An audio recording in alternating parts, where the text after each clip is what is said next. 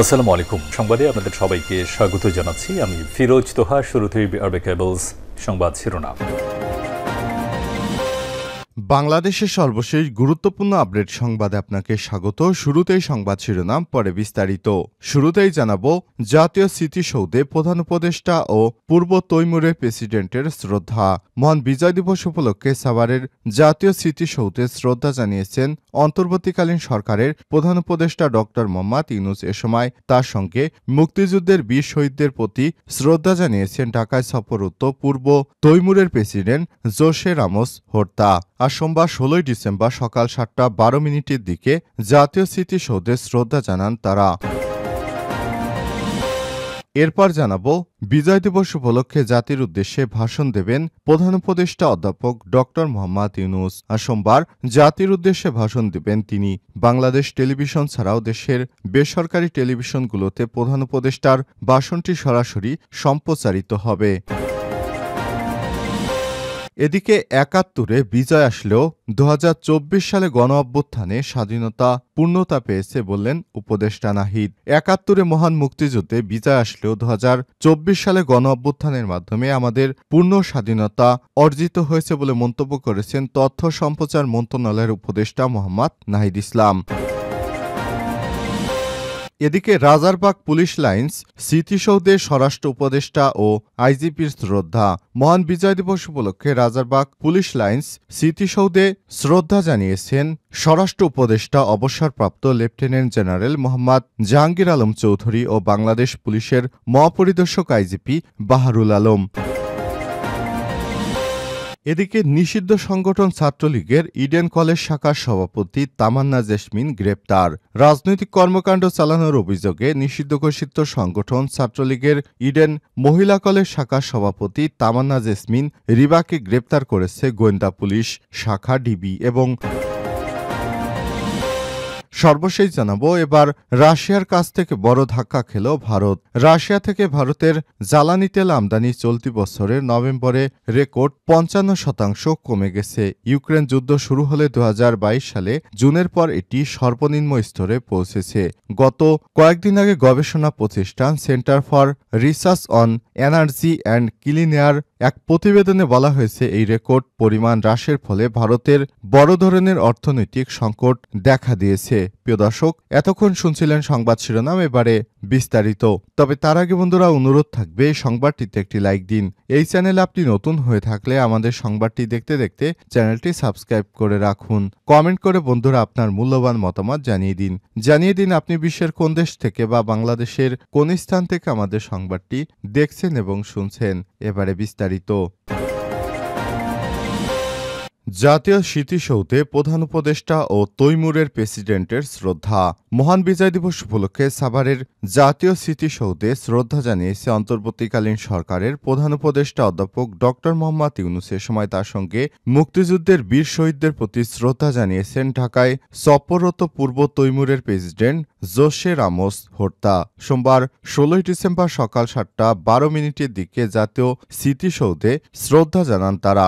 ওই সময় ১৯৭১ সালে মহান মুক্তিযুদ্ধের বীর শহীদদের স্মৃতির প্রতি শ্রদ্ধা জানাতে সেখানে কিছুক্ষণ নীরবে দাঁড়িয়ে থাকেন তারা। একই সময় সেনাবাহিনী, নৌবাহিনী ও বিমান বাহিনীর সমন্বয়ে গঠিত একটি চৌকস দল রাষ্ট্রীয় অভিবাদন জানায়। পরে বিউগলে বেজে ওঠে করুণ সুর। পরবর্তী স্মৃতিসৌধ প্রাঙ্গণে রাখা দর্শনার্থী বইয়ে স্বাক্ষর করেন প্রধান উপদেষ্টা। এর আগে সকাল ৬:৩০টার দিকে জাতীয় স্মৃতিসৌধে শ্রদ্ধা জানান রাষ্ট্রপতি শাহাবুদ্দিন। এ সময় পুষ্পস্তবক অর্পণের পর মহান মুক্তিযুদ্ধের বীর শহীদদের স্মৃতির প্রতি বিনম্র শ্রদ্ধা জানিয়ে কিছু সময় নীরবে দাঁড়িয়ে থাকেন তারা। পরে সেনাবাহিনী, নৌবাহিনী ও বিমান বাহিনীর সমন্বয়ে গঠিত একটি চৌকস দল রাষ্ট্রীয় অভিবাদন জানায়। সেই সঙ্গে বিউগলের করুণ সুর বেজে ওঠে। এরপর স্মৃতিসৌধ প্রাঙ্গণে রাখা দর্শনার্থী বইয়ে স্বাক্ষর করেন রাষ্ট্রপ্রধান। বিজয় দিবস উপলক্ষে জাতির উদ্দেশ্যে ভাষণ দেবেন প্রধান উপদেষ্টা। মহান বিজয় দিবস উপলক্ষে আজ জাতির উদ্দেশ্যে ভাষণ দেবেন অন্তর্বর্তীকালীন সরকারের প্রধান উপদেষ্টা অধ্যাপক ডক্টর মোহাম্মদ ইউনূস। বাংলাদেশ টেলিভিশন ছাড়াও দেশের বেসরকারি টেলিভিশনগুলোতে প্রধান উপদেষ্টার ভাষণটি সরাসরি সম্প্রচারিত হবে।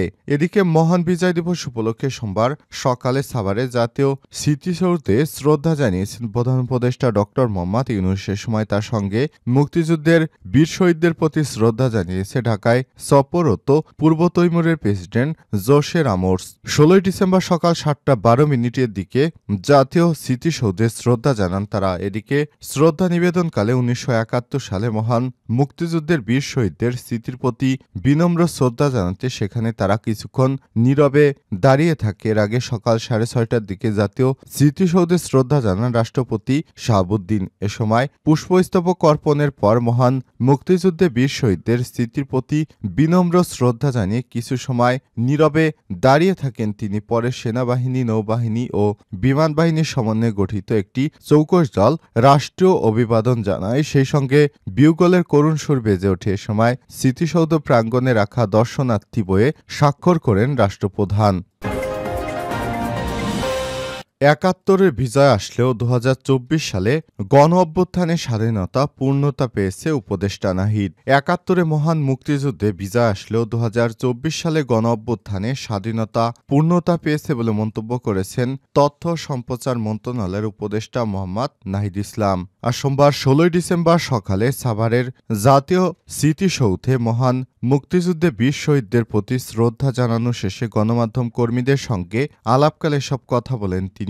উপদেষ্টা নাহিদ বলেন, আজকের এই দিনে আমরা স্মরণ করছি মহান স্বাধীনতা যুদ্ধের সকল শহীদদের, সেই সঙ্গে জুলাই অভ্যুত্থানের শহীদদেরও আমরা শ্রদ্ধার সঙ্গে স্মরণ করছি। ১৯৭১ সালে আমাদের এই বিজয় আসলেও সেই স্বাধীনতা অরক্ষিত ছিল। ২০২৪ সালে অভ্যুত্থানের মধ্য দিয়ে আমাদের স্বাধীনতা পূর্ণতা পেয়েছে। ২০২৪ সালের এই বিজয়ের মধ্য দিয়ে আওয়ামী ফ্যাসিস্ট মুক্ত দেশে জনগণের প্রকৃত বিজয়ের স্বাদ অনুধাবন করছে। এর আগে জাতীয় স্মৃতিসৌধ মহান মুক্তিযোদ্ধাদের বীর শহীদদের প্রতি বিনম্র শ্রদ্ধা জানান উপদেষ্টা আসিফ ছাড়াও স্থানীয় সরকার, পল্লী উন্নয়ন ও সমবায়, যুব ক্রীড়া উপদেষ্টা আসিফ মাহমুদ, সজীব ভূঁইয়া উপদেষ্টা মাহফুজ আলম। এর আগে সকাল ৭টা ১২ দিকে জাতীয় স্মৃতিসৌধে শ্রদ্ধা জানান অন্তর্বর্তীকালীন সরকারের প্রধান উপদেষ্টা ডক্টর মোহাম্মদ ইউনূস। এ সময় তার সঙ্গে মুক্তিযুদ্ধের বীর শহীদদের প্রতি শ্রদ্ধা জানিয়েছেন ঢাকায় সফররত পূর্ব তৈমুরের প্রেসিডেন্ট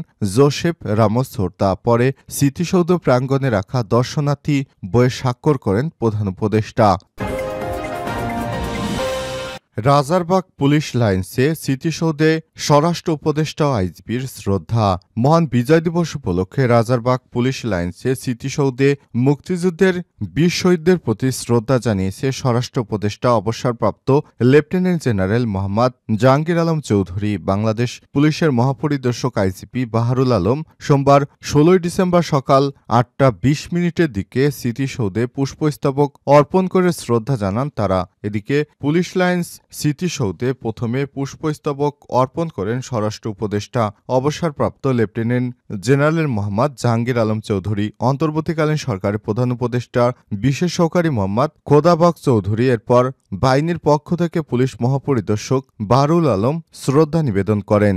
এরপর একে একে পুলিশ সার্ভিস অ্যাসোসিয়েশন সহ পুলিশের বিভিন্ন সংগঠন ইউনিটের পক্ষ থেকে মহান মুক্তিযুদ্ধ বীর শহীদদের শ্রদ্ধা জানানো হয়। নিষিদ্ধ সংগঠন ছাত্রলীগের ইডেন কলেজ শাখার সভাপতি তামান্না জেসমিন গ্রেপ্তার। রাজনৈতিক কর্মকাণ্ড চালানোর অভিযোগে নিষিদ্ধ ঘোষিত সংগঠন ছাত্রলীগের ইডেন মহিলা কলেজ শাখার সভাপতি তামান্না জেসমিন রিভাকে গ্রেপ্তার করেছে গোয়েন্দা পুলিশ। জুলাই আন্দোলনের রাজনৈতিক নেতাকর্মীদের নিয়ে রাজধানী ইডেন মহিলা কলেজ ক্যাম্পাস ছেড়ে পালিয়ে যান নিষিদ্ধ সংগঠন ছাত্রলীগের সভাপতি তামান্না জেসমিন। এরপর তাকে আর জনসম্মুখে দেখা যায়নি। বিতর্কিত কর্মকাণ্ডের জন্য আলোচিত ছিলেন তামান্না জেসমিন। বিশেষ করে শিক্ষার্থী নির্যাতিত ও হল বাণিজ্যের ঘটনা তার সামনে নিয়ে আসে। তামান্না jasmine Riva Eden college marketing বিভাগের 2009-10 শিক্ষাবর্ষের শিক্ষার্থী ছিলেন। এক যুগ ধরে তিনি ইডেনের ছাত্রীনিবাসে থাকতেন। এদিন নিষিদ্ধ ছাত্র সংগঠন ছাত্রলীগের ঢাকা বিশ্ববিদ্যালয় ঢাবি শামসুন্নাহার হল শাখার সাবেক সভাপতি নিশিতা ইকবাল নদীকে গ্রেপ্তার করে ঢাকা মহানগর গোয়েন্দা পুলিশ ডিবি শনিবার 14 ডিসেম্বর দিবাগত রাতে রাজধানীর ভাটারা থানা এলাকায় অভিযান চালিয়ে তাকে গ্রেপ্তার করা হয়। ঢাকা মহানগর পুলিশ ডিএমপির অতিরিক্ত কমিশনার ডিবি রেজাউল করিম মল্লিক বিষয়টি নিশ্চিত করেছেন।